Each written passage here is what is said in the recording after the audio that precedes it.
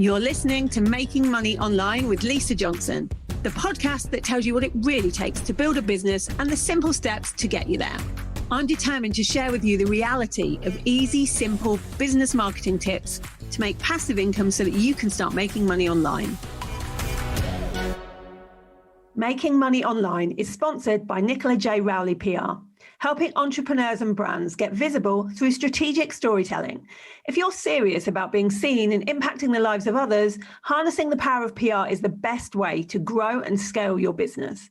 Visit njrpr.com for more details and read Nicola's best-selling book, The Power of PR. Hello. We've got a little bit of a bonus podcast going on. I haven't done a bonus podcast for a while, but sometimes I'll be having a conversation with a friend and I'll think, we need to talk about this on a podcast. And so I stop the conversation and go, let's do this on a podcast, which is what we're doing today. So I've got Abigail Horn with me here. Now, you know Abby already. She's been on the podcast before. She's one of my business partners in Authors & Co. And, you know, she's well known in this industry now as being somebody that helps female entrepreneurs get themselves known. So the reason I wanted to bring Abby on is because we were talking about how, and actually Abby has admitted this herself on her own pages and her own posts, that when people first meet me or hear about me, generally they don't have a good reaction at first. Abby's not the only person to have said this, by the way. There's many people that have. So, Abby, talk me through when you first saw me talking about the raised recurring revenue and passive income, what you thought. I heard about you from my clients. So this is a little bit twofold because I hadn't sort of seen you myself. I was hearing about you from my clients.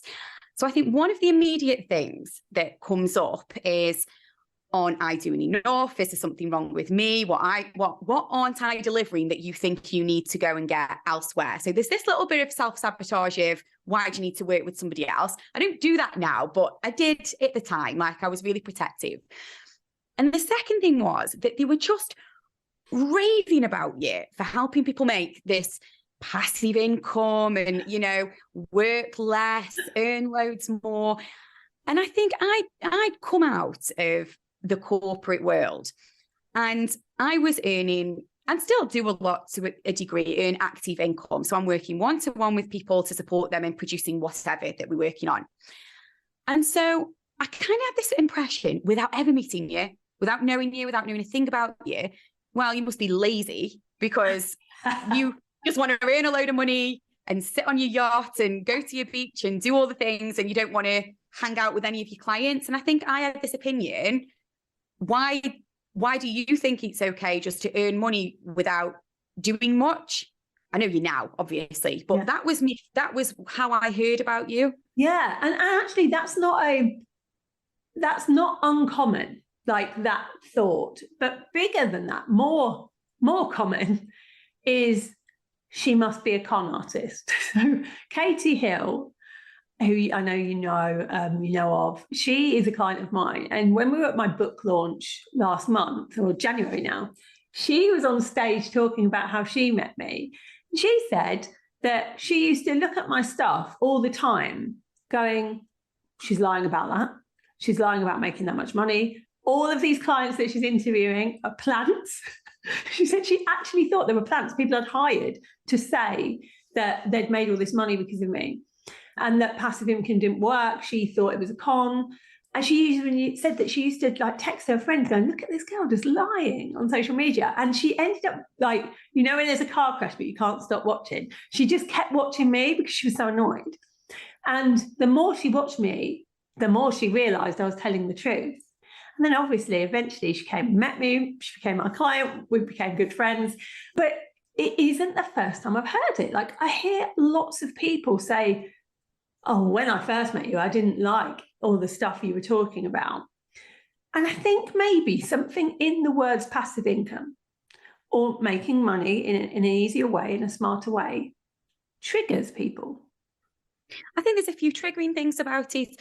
I think for me, and I can't speak for everybody. I think for me, it was a case of I wasn't doing launches to the size that you were doing launches. And I felt like I was working really, really hard and you just seemed to be on holiday. So it was like, she must be lying or there's something not right here. Because if you haven't done it for yourself, there's this presumption, well, I haven't done it, so this person must be lying.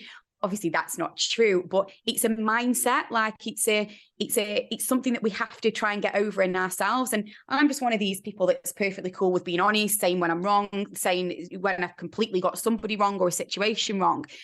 It wasn't that I was talking about you badly to anybody else. In fact, if any of those clients were to step forward now, they would say, I didn't say anything other than positive things. Like, you're not that kind of person. I'm not. So I was like, you go explore what you need to explore. But internally, I was thinking there's something not right about this. Where the truth of the matter was, there was just things that you were doing that I wasn't doing that meant you were becoming more and more and more successful. Because I didn't know how to do them or wasn't prepared to do them, just a whole mix of things.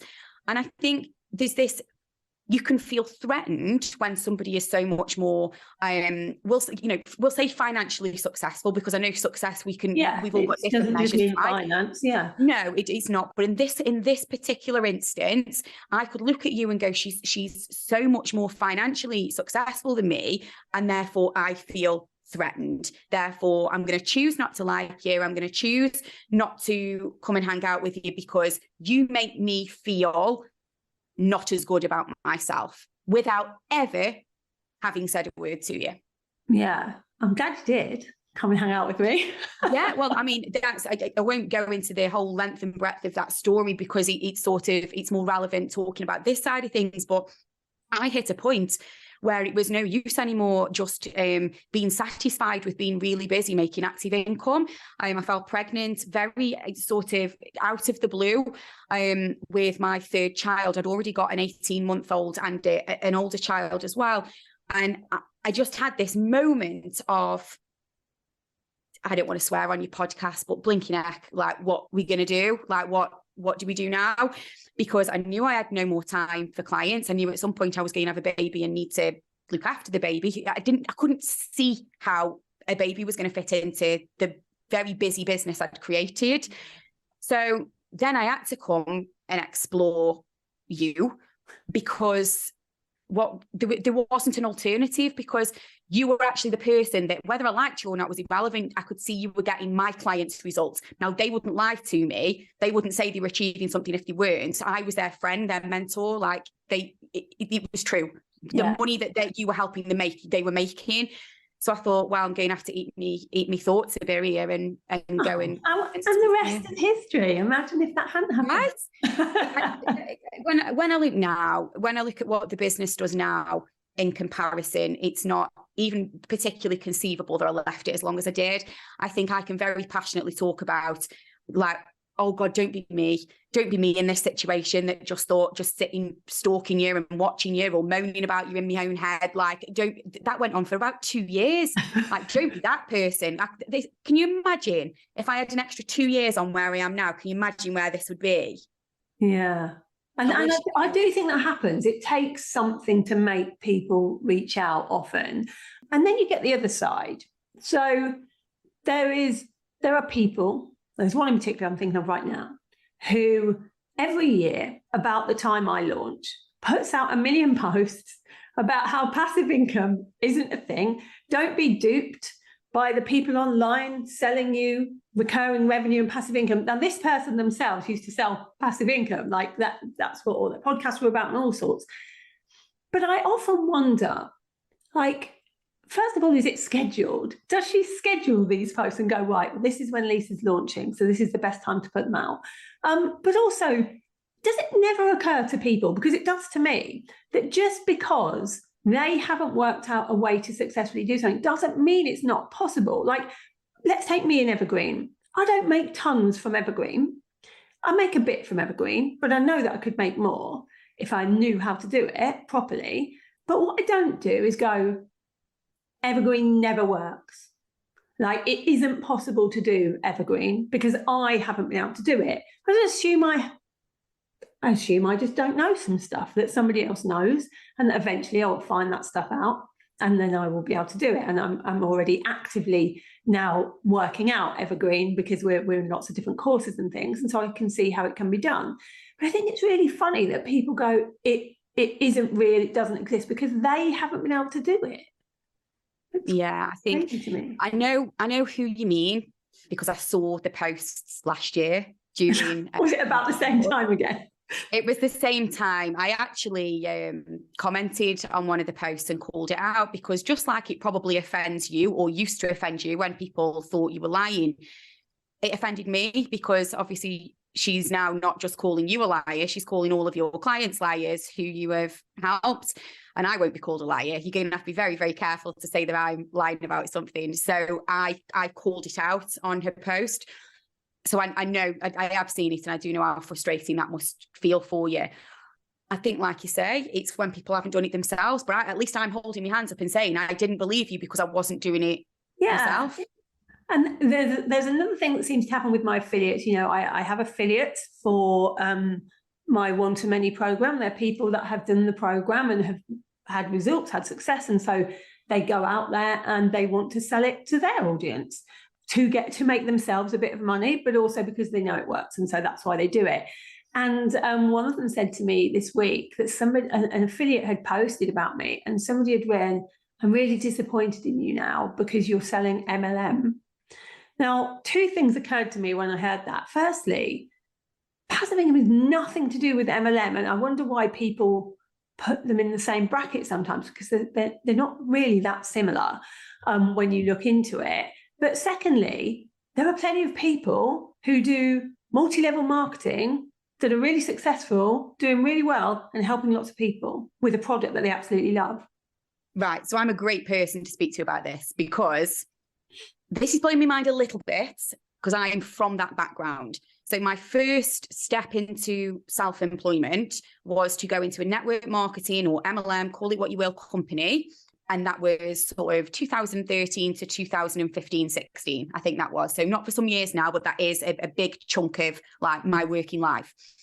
There is nothing, not remotely similar about teaching somebody passive income, especially the way that you deliver it.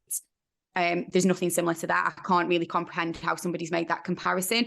What I would say is, for me anyway, network marketing wasn't passive. I think I hoped it would be a bit more passive, but it really wasn't. And like I say, I've got a lot of respect for some people in network marketing, and I've not for others. And that's the same with every industry, right? Like there's always going to be. And you've got to remember that I think people get confused even between network marketing, multi-level marketing, whatever you want to call it, and pyramid schemes. They are two different things. And in fact, if you look at pyramid schemes, there's a coaching pyramid scheme that is a bit nearer to what we're talking about here. Loads closer. I would much more say that if you're just in a pyramid of coaching, and no one's actually doing anything other than selling somebody into being a coach, that reminds me of some sort of pyramid. But it's almost hard to relate the two conversations together, because I'm almost shocked somebody's written that on the post, because it's so far removed. Like it's not even slightly similar. Because what I sell isn't go become a coach. What I sell in one-to-many and in the race to recurring revenue is you all have different information in your head that you can make money from. I'm not saying use my information that's in my head and make money from that. Like everyone is different. It's why it's like so non-cookie cutter, because I know different things to other people and you know different things from people. Do you know what's I was just smiling thinking about it. Do you know what's so interesting? Obviously, just being one of your clients, I've been encouraging people like to come and take a look at your challenge coming up for passive income. And not one part of my post or content or emails has been, do you want to become a coach? Yeah. It was because it wouldn't even cross my mind. Like it's not even the same thing. So I can't really help you with that one, because that's like, I don't know what that person's thinking. Maybe they've just misread the post. I don't know. I think I more thought, and this is where I can really eat my words, I more thought from the word passive income that it was passive effort, passive, sell any old crap to somebody and make money off it. And I think it's fair to say we've all seen people selling snake oil on the internet. I think that's fair to say.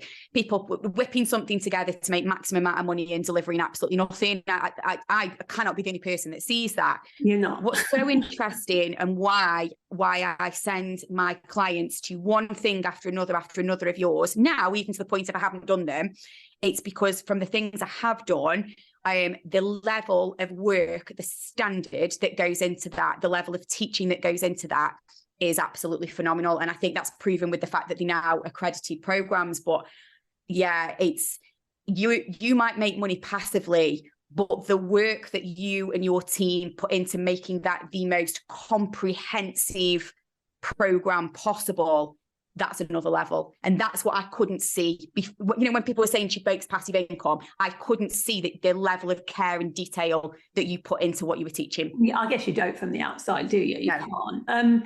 And that's another thing. If we're honest about it, like, I wish it wasn't called passive income. I think the word passive really doesn't help me because then people think that what I'm saying is you won't have to do any work and you'll make money. And the reality is that you do have to do a lot of work. Like the first year, you're going to be working harder than any other kind of business because you've got to learn how to do everything and how to create an asset to sell.